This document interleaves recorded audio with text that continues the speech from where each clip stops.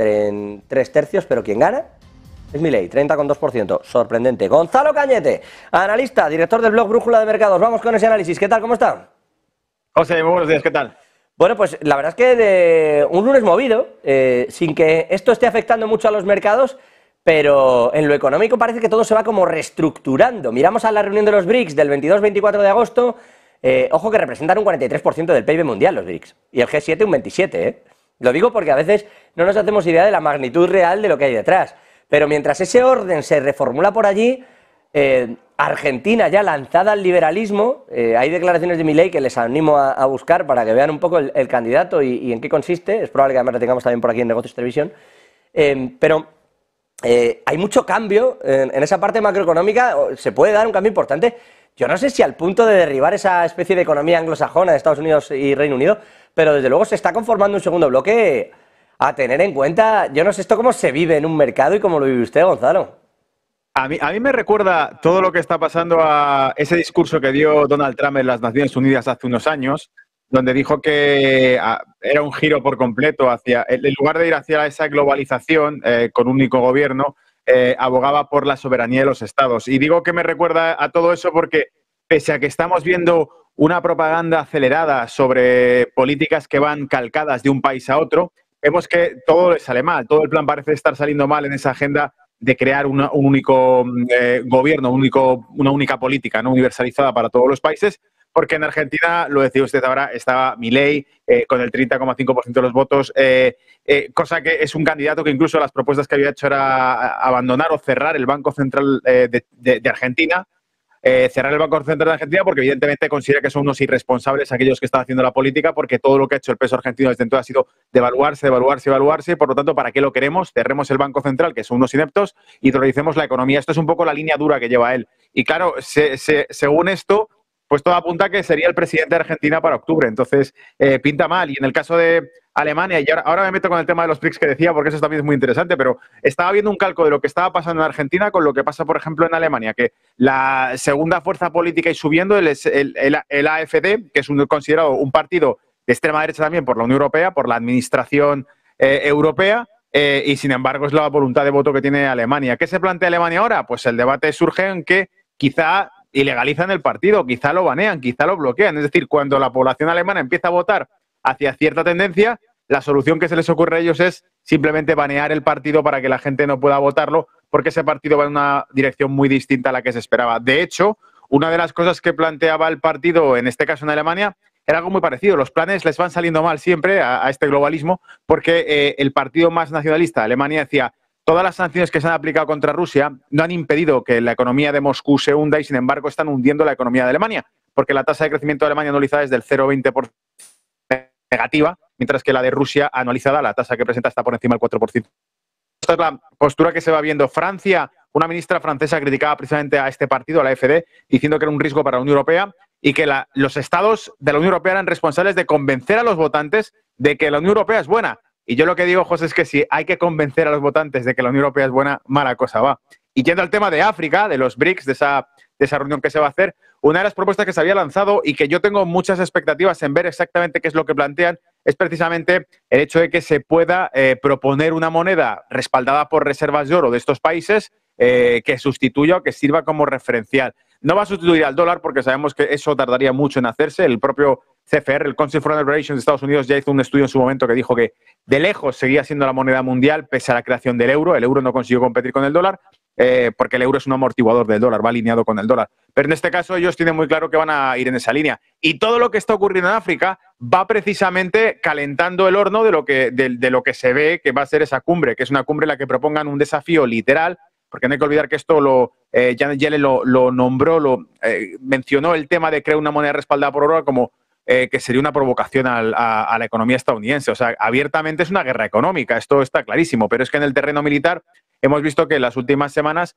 África va expulsando poco a poco, estado por estado, tras los golpes de estado que se han ido sucediendo en África, va expulsando a Francia de su territorio, declaran a los embajadores franceses personas non gratas, los expulsan del país, cambian el idioma oficial que era francés, lo cambian al idioma local que tienen ellos, eliminan la cooperación militar con Francia y al mismo tiempo avanzan los contratos de cooperación militar con empresas privadas rusas. O sea que Rusia está expulsando a Francia del territorio Y esta cumbre que se va a celebrar ahora precisamente plantea crear una moneda alternativa al dólar. Así que para mí todo parece indicar que es una guerra de bloques cada vez más evidente, más obvia, entre Estados Unidos tratando de sobrevivir utilizando la economía europea como cordero al sacrificar para seguir manteniéndose a flote, y mientras tanto los BRICS creando un nuevo modelo para el mundo entero, el resto del mundo, que no es Estados Unidos ni Europa, un mundo nuevo, distinto, donde van a crear su propio sistema financiero y su propio sistema monetario alternativo, claro.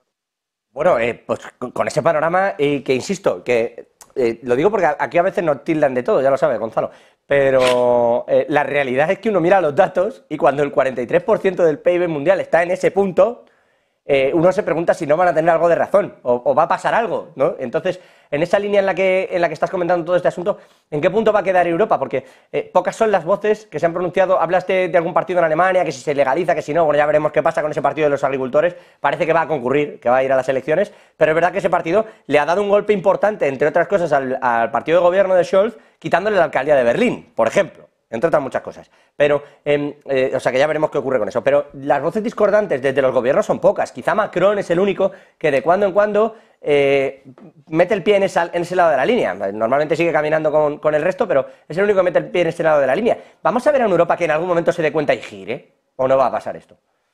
Esta es una pregunta que se lleva haciendo desde el Brexit.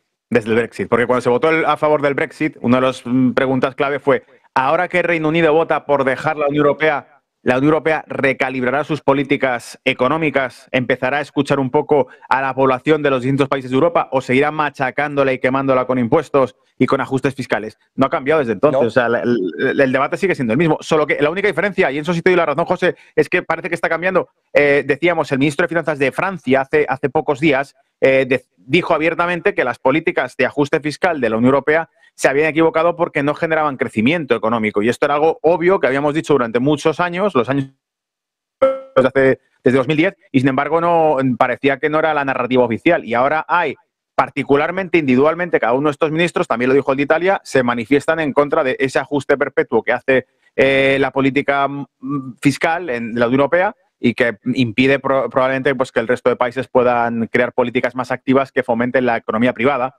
y mientras tanto generan una altísima dependencia de ese bloque, que es un bloque básicamente mutualista. Alguna vez lo he dicho, lo dijo Nigel Farage, que por cierto JP Morgan le ha bloqueado las cuentas bancarias, pero Nigel Farage, el líder del partido británico, el líder del Partido Nacionalista británico, cuando estaba en el Parlamento Europeo, dijo que los mismos monstruos que habían creado la Unión Soviética estaban sentados en ese Parlamento Europeo. O sea que con eso vemos un poco la imagen de lo que creen ellos sobre este futuro de Europa, claro. Bueno, si me permite, Nigel Farage, que efectivamente le han intervenido las cuentas, pero que, vamos, fue el primero que tras decirlo del Brexit, luego se borró del Brexit, no quiso saber nada, hizo campaña, hizo dinero, pero luego de Farage se supo poco hasta que volvió a salir para decir que había sido un fracaso.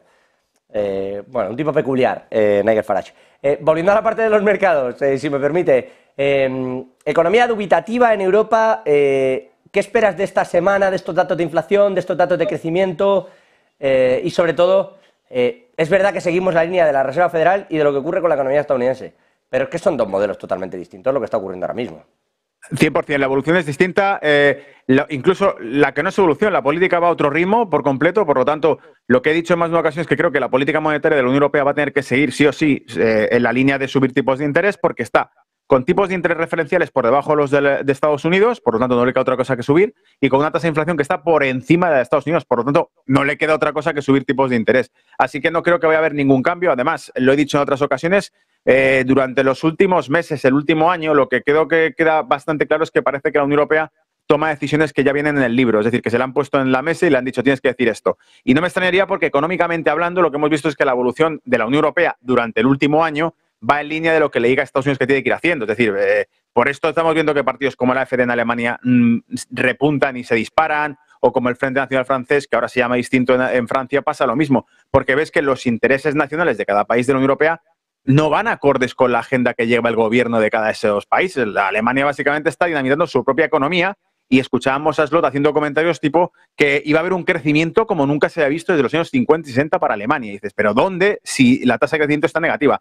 Volviendo al mercado, lo que yo creo que es obvio es que esos datos van a ser cada vez más pobres, van a ser datos cada vez más modestos para la Unión Europea, como ya estamos viendo que ocurre para la primera economía de Europa, que es Alemania, que tiene datos malísimos, y que por lo tanto repunte la tasa de paro, desaceleración económica con tercer trimestre consecutivo, sin crecimiento. Todo eso se va a ir notando. El mercado puede seguir haciendo lo que quiera, pero se está viendo ya que, lo he ido comentando en el blog, primer, segundo y tercer impulso alcista que ha tenido desde finales de 2022 la economía, o sea, el mercado.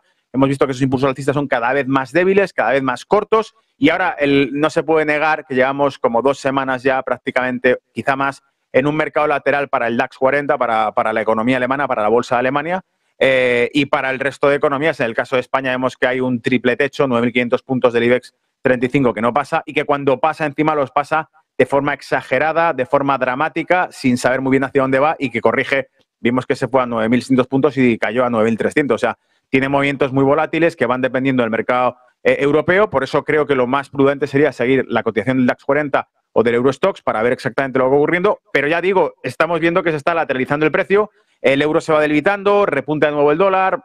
Entonces, para mí no es un mercado muy optimista el mercado europeo ahora mismo.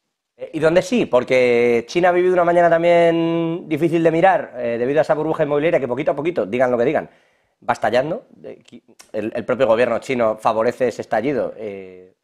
Lo controlará más o menos, pero desde luego está intentando que se pinche de la forma más suave posible, pero de vez en cuando vemos caídas como la de hoy. Estados Unidos, uno no sabe muy bien qué pensar. Le traslado también esta pregunta porque ve los datos, se habla de recesión suave o incluso de ese famoso Goldilocks, de que no hubiera recesión y sí, que rebajase la inflación. Pero no sabe uno qué pensar porque, mira, hay determinados datos que suenan a grieta oscura, suenan raro y de repente eso termina de ceder y hay una crisis detrás. Y onda, pues no lo vimos venir, ¿no? Que es también un clásico en esto.